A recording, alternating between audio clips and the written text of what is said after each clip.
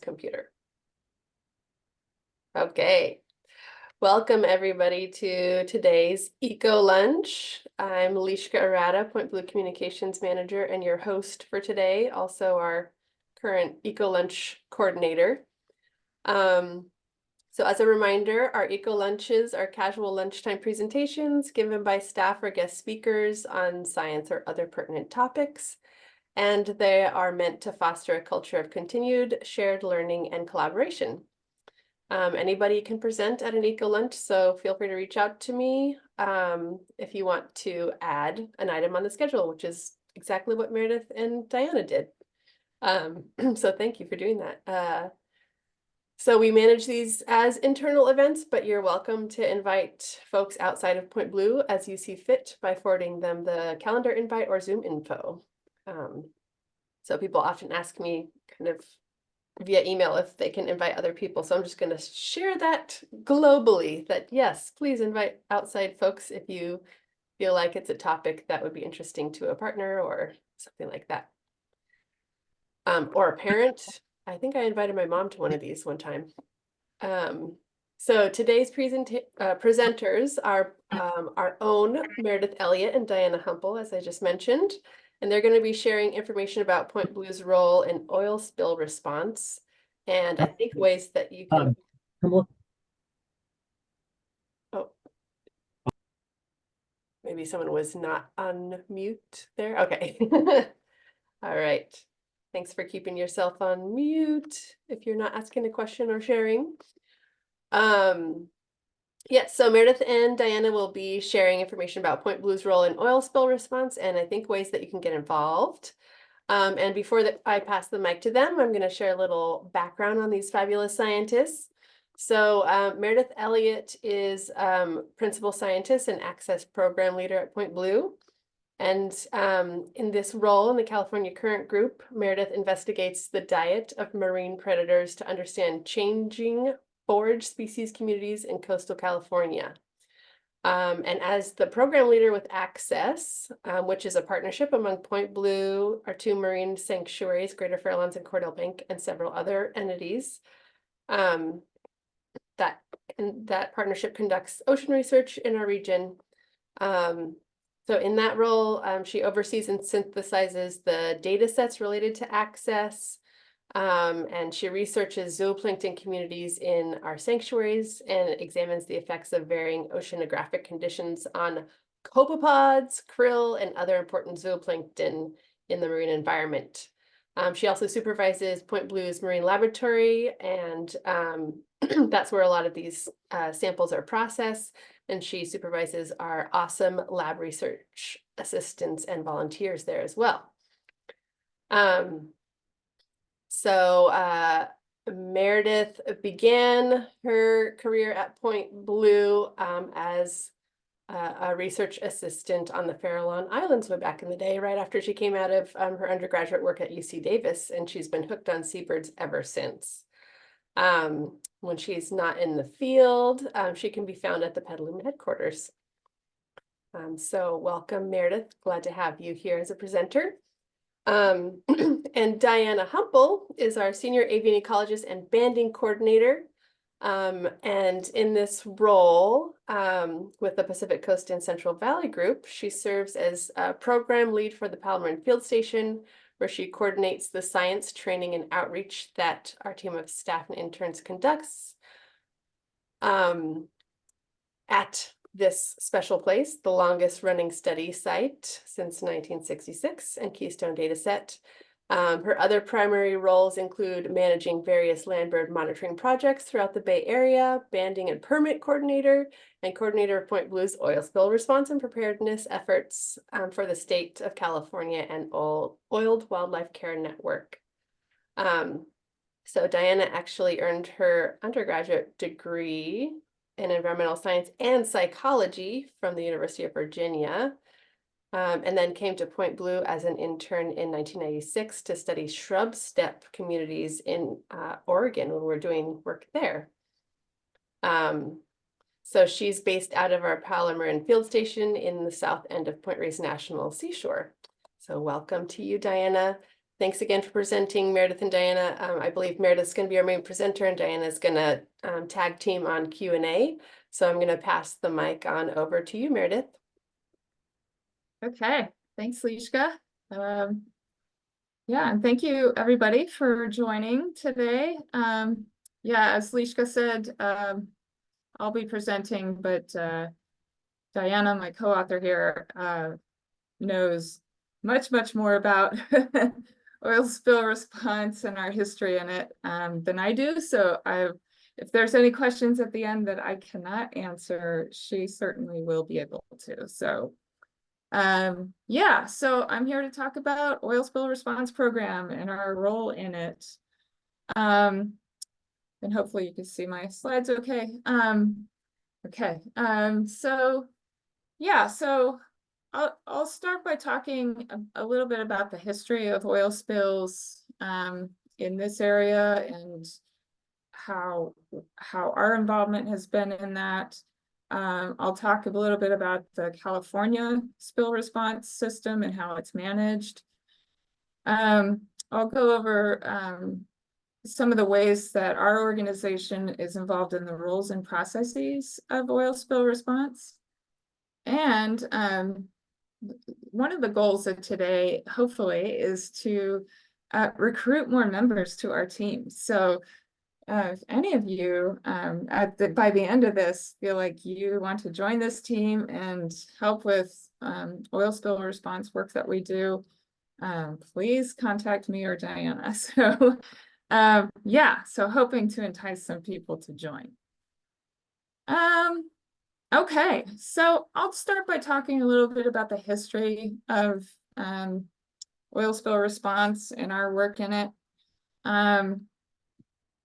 We'll start with the history going back to January 1971, when the San Francisco Bay experienced its largest oil spill ever, when two oil tankers collided and spilled about 800,000 gallons of oil.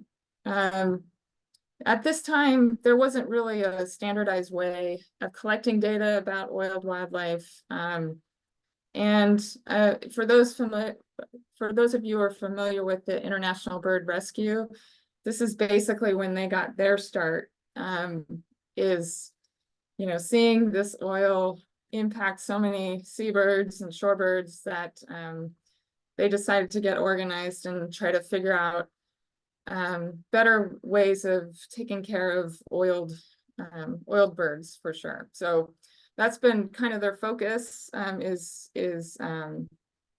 taking care of oiled wildlife, as well as just treating injured and orphaned aquatic birds. But yeah, that's when they got their start, is with this oil spill. Beginning in 1977, the Farallon Oiled Bird Survey began, which on the Farallons, which are located about 30 miles west of the Golden Gate Bridge, National Wildlife Refuge, where Point Blue does monitoring and research year-round. Finding oiled birds here and there, decided to try to document that in some way. So kind of getting into the documentation here. By the 80s, there really was an effort to start collecting data on oiled wildlife. This was sparked by the 1984 Puerto Rican oil spill, which oiled birds on the Farallon Islands. So this is kind of where it starts coming together. And then the Exxon Valdez happened in Prince William Sound, Alaska, spilling 10.8 billion gallons of crude oil. So, again, these spills keep happening, really making it our quest for standardized processing protocols to be even more important. 1994 marks the first time we completed as the first statewide protocols. And this was done by Point Blue, which was then PRBO, and the California Department of Fish and Wildlife. And these protocols are updated and revised regularly, and they are a critical component for damage assessment, which I'll talk about in a bit. And since then, in the past 30 years or so, we've been, Point Blue has been involved in many trainings, about 13 trainings, about 20 California oil spill events, and 3 internationally significant oil spills. So we really do have a history in oil spill response here and globally. Now, when it comes to California, the California Oiled Wildlife Response Management is considered one of the most advanced in the world. And the rescue and documentation of oiled wildlife is legally mandated here. So oil spill response efforts are managed under the California Department of Fish and Wildlife's Office of Oil Spill Prevention and Response. And we call that OSPR for short, because that's quite a mouthful. Under that, we partner, the partner, I'll say the oiled wildlife partner in the oil spill response effort is done under the Oiled Wildlife Care Network, or OWCN for short. OWCN is administered by the UC Davis School of Veterinary Medicine, and their mission is to provide the best achievable capture and care of oiled wildlife. They're responsible for overseeing the hazing, recovery, and rehabilitation of oiled wildlife. And currently there are 46 member organizations, and this map is meant to show all those organizations. Point Blue is in there somewhere. We are one of those member organizations. And I will say, I'll just say here that while oil spill response used to be pretty much a marine effort, OSPR is now overseeing inland spills as well. So you'll see some of those member organizations are further inland to try to, try to incorporate some of those rehab organizations that are skilled in taking care of maybe more of the terrestrial wildlife. So. Okay, so I'll just do an overview of what oiled wildlife response looks like. When there is a spill, OSPR is sent to investigate the spill. They take samples of the spilled product. They put up booms or whatever to try to contain the spill. And also they're looking for oiled wildlife. If oiled wildlife is found, that's when the OWCN is activated. So OWCN will then send out reconnaissance teams and hazing teams. So these people are deployed to not only look for oiled wildlife, but also to try to scare oiled wildlife away from a spill area so that more animals don't get oiled. Once oiled wildlife are located, the wildlife recovery teams will then come in and collect those animals. In a perfect world, they would then transfer those animals to what we call a primary care facility, which is basically a wildlife rehabilitation hospital or facility. But sometimes they, if it looks like it's going to take too long to get animals there and they need more immediate care, they're sent to what's called a field stabilization unit. So that's what that off to the right. Sometimes animals go there first. But once animals arrive to the primary care facility, they go through what's called processing and intake. And I'll get more into what processing means in a minute. But basically, this is collecting data on each animal that is recovered in an oil spill. And then the intake is a medical evaluation that's done on each animal just to see if animals are in need of extra care while they're at the facility. After that, animals are then transferred into the care side of things. Animals will often be stabilized first. I think some people think that, once they get to a facility, they're immediately washed. That's not true, because the washing process is a very stressful, long process for animals. And so sometimes they need some extra hydration and nutrition before they can make it through that process. Once the animals are washed, they go through a process where they're checked for their waterproofing. For birds, it's checking to make sure those feathers are in good condition and can don't look like they're contaminated anymore. Same with animals with fur. They just want to make sure all that product is off of their body. And then, assuming they make it through that whole process, they are then released back into the wild. That's the goal, is to get them back to the wild. Point Blue is involved in the wildlife recovery and the processing and intake side of spill response. So you might be asking, what is wildlife processing? So this is the collecting data and evidence to document the impacts of oil spills on wildlife. So there's a variety of data we collect on both live and dead animals. Some of this data includes whether the animal is oiled or not. This picture of the poor bird just covered in oil there on the left, that's a clear case of an animal being oiled, but sometimes, depending on the product, it's not so obvious. Might have to smell the animal to see if you can detect any product on them. We do a little bit of a triage to help with the care team. So this includes looking, identifying the species, and seeing if there are any listed species that have come in. If there are, those will receive treatment sooner. Same with animals that look like they're just in really poor medical condition. They will go to the head of the line to get seen first. Each animal has their photo taken. That's what's shown there in the upper right.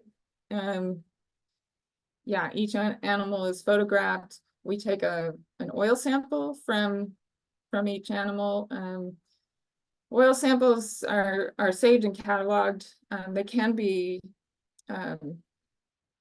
analyzed by the OSPR team to see if they're able to basically fingerprint the oil that's on the animal and compare it to the oil or product that's been spilled to see if there's a match. It's all kind of part of this legal side of collecting evidence of a spill. And then for animals that end up dying either in the spill or during the rehabilitation process, those are all carefully cataloged and stored in case they need to be examined again. All this data is now being captured in a digital format, which is great.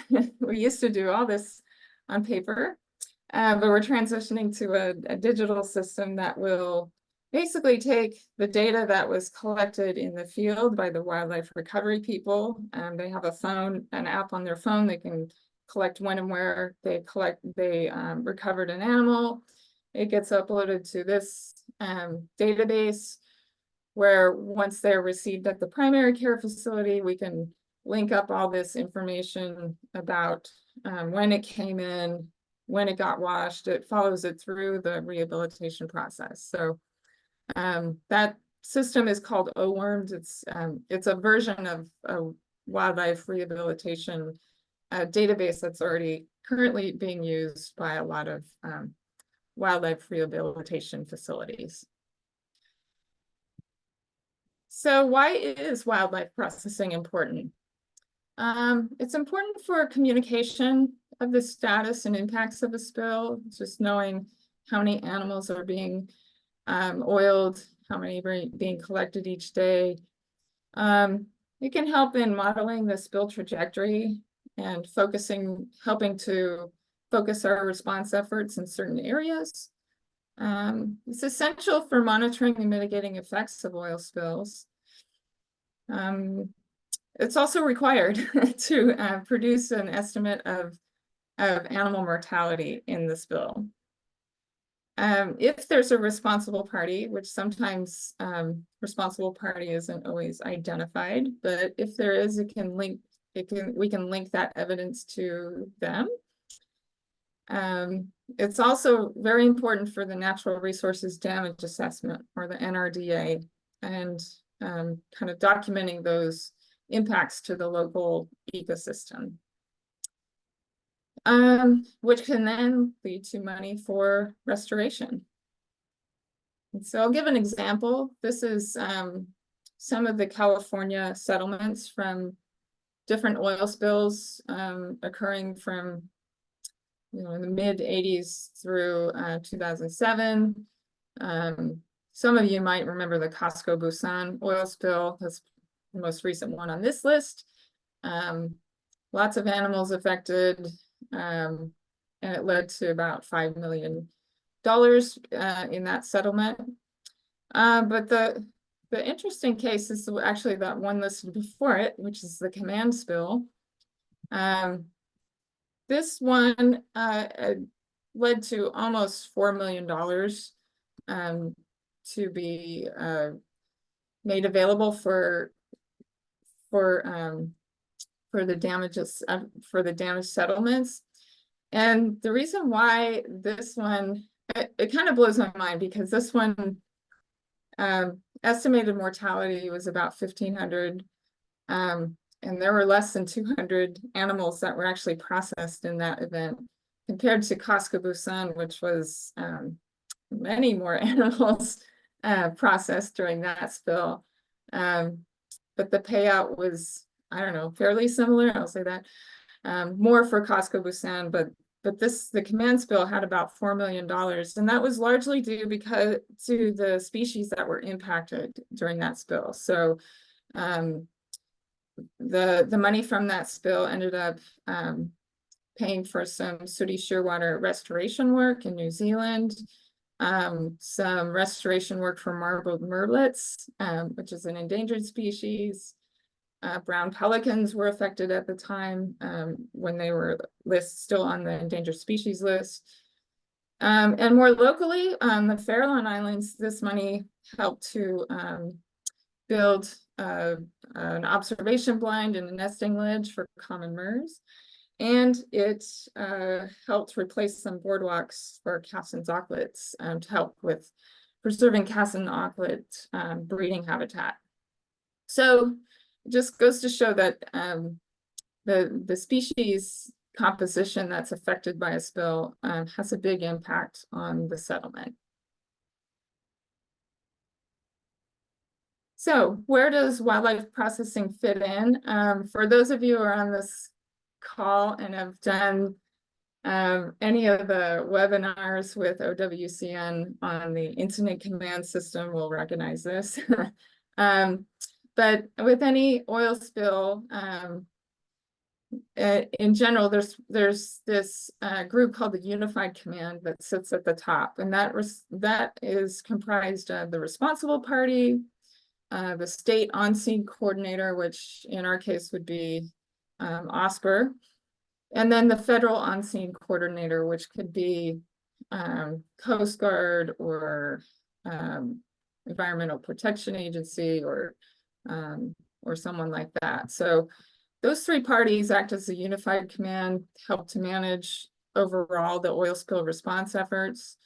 Under them, there's different sections that oversee different aspects of spill response. One of those is the operations section. And then under the operations section, there's some branches that, again, focus on different aspects of spill response. We, of course, are in what's called the wildlife branch. And then off to the right shows some more of that wildlife branch. Again, this is basically the Oiled Wildlife Care Network organization, where we have, we have teams that are dedicated for reconnaissance, care and processing, field stabilization, recovery, and hazing. And so that red box underneath shows where the processing team resides, which is basically working in coordination with the care team to make sure that all the data and evidence are collected on each bird or animal. So why are we the ones involved in this, leading this effort? Well, we have expertise in many areas, including oil spill response work and understanding the science behind it. We have a lot of course, bird identification expertise. I will put in my plug here, though, that if anyone on this call has expertise in identifying other taxa, like say reptiles, amphibians, mammals, we are looking for those people too, because with spills being inland, that could affect pretty much anything, right? So yeah, if you have skills in other taxa, please come see us. We of course have good data collection and management skills to offer, and we're good at partnering and training with others for a common goal. So with us overseeing the processing side of things, that allows the wildlife rehabilitators to focus on what they're good at, and that's caring for the live oiled animals. So and our skilled biologists really make this happen. So with our safe and smart field practices, our innovative capture techniques, our skills in data evidence, and making sure data is recorded correctly, proved, all that lends us for being the leads in this type of work. So, and with all the data management skills that we have, we can better understand the impacts to wildlife. So what happens when there is a spill? As I mentioned before, if there's a spill, the OWCN is only activated if oiled wildlife are found. And Point Blue is not deployed for all oil spills. There are a number of spills that happen that I only find out about later because they were either small enough that OWCN could handle the number of animals that were affected on their own and didn't need to call on us, or maybe the spill just didn't oil any animals at all. Maybe Osper was able to get there in time and contain it so that it didn't affect wildlife at all. So I'll just start by saying that if you're ever concerned about being called all the time for a spill, that's not generally how this works. But if Point Blue is deployed for a spill, typically what happens is OWCN will request a certain number of responders, both in a recovery and processing capacity. One of the processing leads will contact potential responders and kind of alert others to just think about their availability in the coming weeks. We generally ask for people to be available for at least 5 days to respond to a spill. And your supervisor would need to be consulted, and you need to get their approval. So none of this is done without supervisor saying yes to it. And I'll just add, again, there's no obligation to respond to a spill if you were to join our team. We understand people are super busy and don't always have time to drop work for a week and go respond to a spill.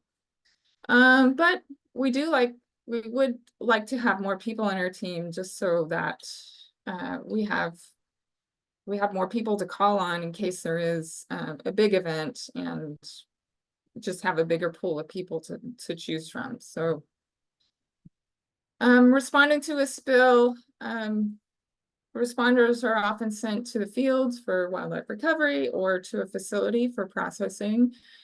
Often 2 to 8 people at a time. So this is a reminder that you are almost never working by yourself. You're always working with someone else, even a team of people to do this type of work. If it's a longer event, we cycle people in and out so people don't get burned out just working day after day on a spill. It can be kind of stressful, but I think cycling people in and out kind of lessens the impact to people. In terms of payment, you would receive your base salary up front. You do get reimbursed for any travel and meal expenses that you incur while you're on a spill. And then the rest of the pay, which is provided once the responsible party or the state of California pays Point Blue, which is typically takes about 3 months or so, but it really depends on the spill. And then we're also not only involved with oil spill response, but we're also involved in oil spill preparedness, making sure our team is ready to go if there's ever a spill. So these types of things include trainings, continuing to develop and revise our protocols, managing response team members. So kind of you on this call are already on our team. We often bug you every so often to make sure that you're current on different certifications, or make sure your profile is up to date on better impact, which I'll explain in a minute. Conferences and workshops, we participate in these to keep current on the latest oil spill response efforts. And then drills. So OWCN every now and then conducts a drill just to make sure we communicate with each other and have good processes down for responding in a drill sense. So what's expected if you were to join our team? One of the first things we'd have you do is sign up on Better Impact. So Better Impact is it's an online volunteer management system that OWCN uses to keep track of all the members that are available for spill response. When you sign up, you'll be asked to take what's called the core OWCN webinars. These are 3 webinars that go over one is like an OWCN overview, one is on oil spill basics, and the other one is on responder involvement. So just kind of overview of spill response work. There's 2 wildlife processing webinars that our team has worked with OWCN to put together. So they go over kind of little more of the details on what's involved with oil to wildlife processing. And then if you do plan to do processing, that involves working what's called the hot zone, which at a primary care facility handling oiled wildlife, you are in what's called the hot zone. And so we ask people to be certified in HAZWOPER. HAZWOPER stands for the Hazardous Waste Operations and Emergency Response. And this course is a 24-hour OSHA training that aims to educate people on the hazards of petroleum products and the proper health and safety practices of working around oil. So once you get your 24-hour certification, which I think can either be done in an in-person class or online, I'm pretty sure they have an online course now that people can take. But once you have that 24-hour certification, there's an annual 8-hour online refresher course that you would need to take once a year just to stay current on that. And I would say it's not, they call it an 8-hour refresher, but it takes less time than that. Yeah, those are the main things: signing up on Better Impact, doing those webinars, getting your HAZWOPER certification, and then just keeping your profile up to date, and staying engaged with OWCN. And that can be done in a number of ways. They have regular town hall meetings. You can sign up and listen to people talk about a particular topic. There's a ton of other webinars on Better Impact that you could take to learn about, other taxa or other aspects of wildlife rehabilitation. And yeah, so they kind of require some engagement every 2 years or something like that. Diana probably has the details on that, but yeah, so that's kind of what's involved with that. That's what would be expected if you were to join our team. So yeah, the Point Blue team is led by Diana, Renee, and myself.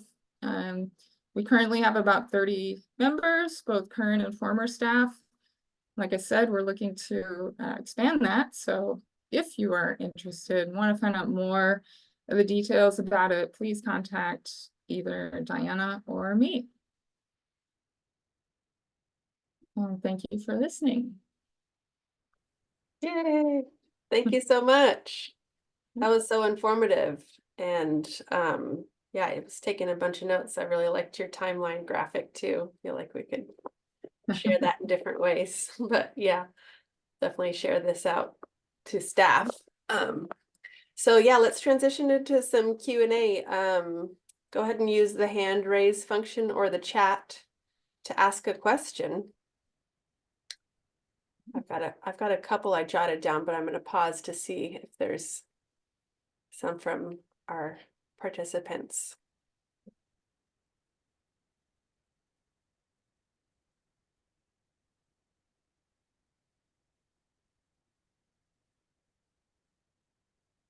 Okay, I'm going to start off with mine then, and then you guys can chime in the chat or use the hand raise function, and that'll put you in the queue for a verbal question. Yeah, so it was really interesting to just see like the value of the work and how the data that we manage and collect helps with the legal kind of mitigation part of it, like the money that comes for restoration. And I'm just curious, because oil spill is just such a bummer, right? Like these are terrible events, and it's like we're part of the cleanup crew, and then the mitigation kind of helps with prevention. But I'm just wondering, like, what other sort of prevention actions result from this oil spill work, like in terms of, I don't know, regulating the oil industry or how things are transported, things like that. Does this data kind of play into that sort of regulation as well? I can start, Meredith. Yeah. Well, so one thing, Meredith had talked about how advanced California's oil spill response, wildlife response system is. It's also extremely advanced in preventative measures and legislation and things like that. The actual natural resource damage assessment process and how it works with legal settlements that come from this data is actually very incentivizing for spillers to avoid spilling. Because it is very costly. So when she was using the term responsible party, that's either the spiller or the insurer of the spiller. And it's very costly. They have to pay for the entire cleanup and response, and then they pay for the natural resource damage assessment and the implementation of all the restoration projects that came out of it. So when Meredith was giving you some of those examples from some of the spills, so basically, what is required in California and why we're so lucky is that the spiller is responsible for basically making up the number of losses that were incurred in a spill. So you might, in the example she gave, there were like 177 animals collected in one spill, and it was determined through modeling that that really meant, I forgot what it was, 3,000 or 4,000 or maybe 5,000 animals killed, because you don't find a lot of the animals, they don't wash up. And then the process that happens next is, well, how do we create the 1,000 lost common murres, how do we create, how do we make up for 500 lost brown pelicans, and coming up with the really awesome and interesting and useful restoration projects that allow you to do that. And I'll say, like in the example she gave, one of the interesting things about the command spill was that one of the species that was affected was sooty shearwaters. And sooty shearwaters are offshore during just part of their annual cycle. They don't breed anywhere near here. They breed off the coast of Chile and New Zealand. So in trying to grapple with, well, what do we do to make up for losses in sooty shearwaters? There's literally nothing you can do besides having better oil spill prevention, in California. So they had to focus the actual restoration efforts into their breeding islands in New Zealand, which was kind of a cool thing too. Not all states, regions, countries have this sort of litigation side of it, settlement side of it, natural resource damage assessment side of it. So it's not as costly in all places to spill.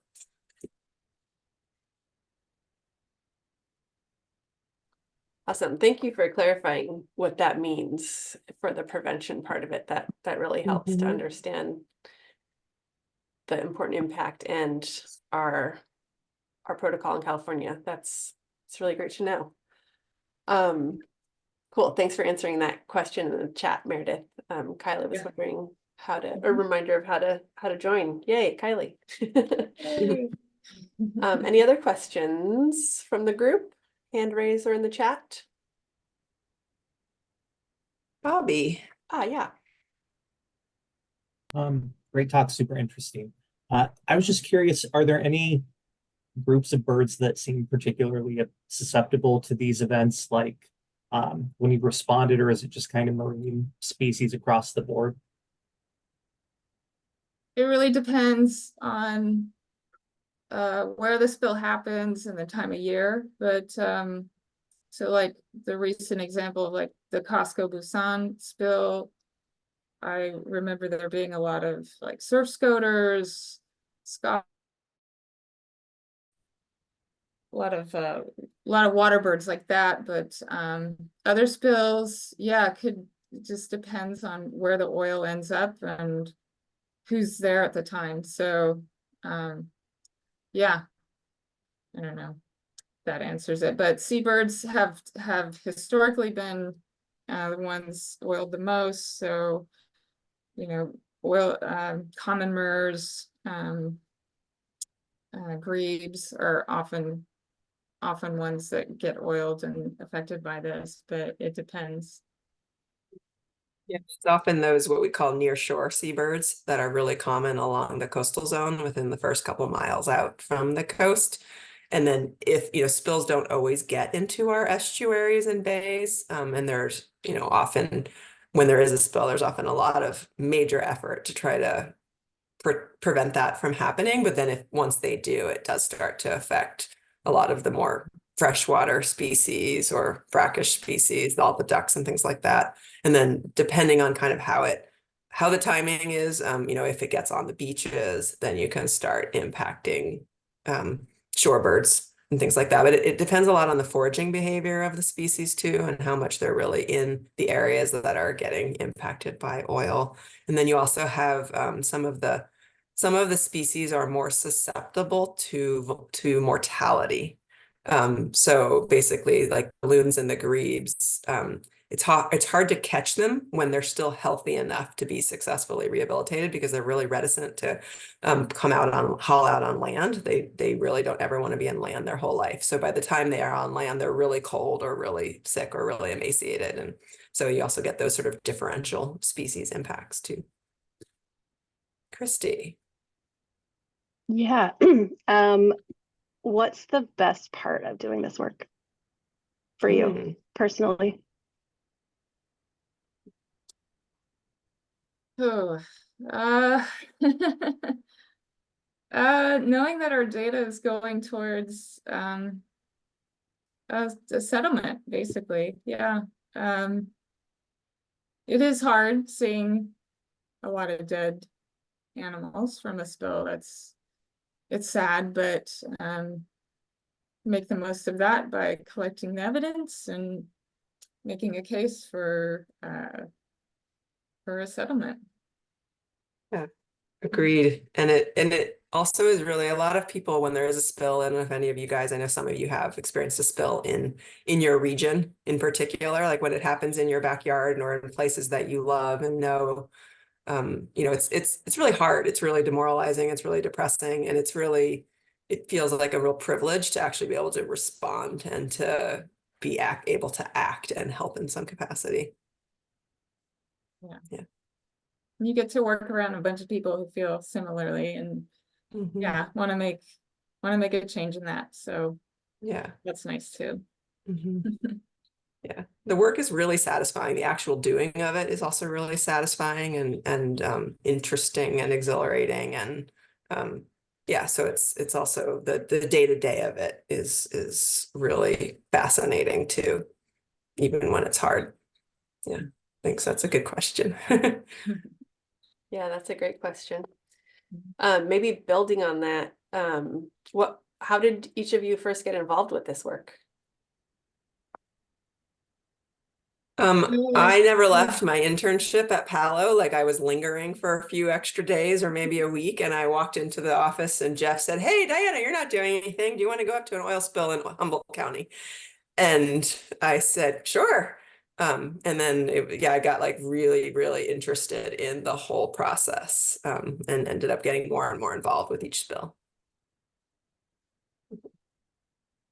Yeah, I think I got first involved in the Lukenbach, which for those who know was like a sunken ship that off our coast that would just, I don't know, burp up oil every now and then. They didn't know it at the time, but they were getting a bunch of oiled birds in, and somehow I got called in or asked if I wanted to help, and I was like, wow, this is really fascinating work, and just stuck with it. I agree with Diana. It's kind of a privilege to be able to act on such a negative event like that. So to be able to do something about it is rewarding. Awesome. Any last questions? We have a couple minutes before we wrap up. We've got some gratitude in the chat here for you guys from Dante and Megan. I'd say it's a pretty cool group of people Mhm. to work with. Everyone's like everyone's super nice and very enthusiastic, and there's definitely like a learning mentality to the group, and everyone is constantly looking to improve what they're doing, improve the techniques, whether it's like how you handle birds or how you set up, how things are set up and run. And so I definitely appreciated that, and also felt like heard. Like if I had an idea, like, oh, we should do it this way or that way, or why do we do it this way and not that way? So it's like, it feels very dynamic in that sense. Nice. Thanks for sharing that. Yeah, I really appreciate all the people on this call who are members of our team, many of whom have responded and have kept up on trainings and been really diligent over the years so that they can potentially respond in the event of a spill. And a number of people who are on this call and some who were on it earlier, we are intending to reach out to you specifically because we think that you would be a good fit for this work too, and we would love to hear from those of you who also feel that way about yourselves. So super excited to grow the team. We're in kind of like an intentional growth place with the team because we have a lot of newer folks who haven't, maybe this is the first time you're even hearing about this program and haven't had a chance yet to engage. We think you'd be great participants. And it's the 24-hour thing that Meredith mentioned isn't required of all responders. So don't let that necessarily intimidate you. We'll give you a little more background on like which positions require it and how much time it does take to do the trainings and all that. Nice use of an eco lunch. Good job. I'm rethinking how I can re-engage. I'm in the network. I think I helped with the 2007 Costco Basan. I think for me and my role with more responsibilities, it's been challenging to keep up with the trainings. So I would encourage you to heavily recruit in the beginning to mid-beginning career levels. Mhm. But I feel like there's a way that I can still participate. So I'm looking forward to following up with you guys as well. So Same here. yeah. Thank you so much. Really appreciate this and excited to share the recording with the rest of staff too. Awesome. Thanks Thanks, everybody Lishka, coming. for letting us do this. Thanks, Yeah. Meredith. Yeah. Thank you, Diana. Thanks, everybody, for being here today. Mhm. Great job. Good Well, idea. Thanks. Bye. Bye, everyone. Bye. Bye. Yeah. See ya.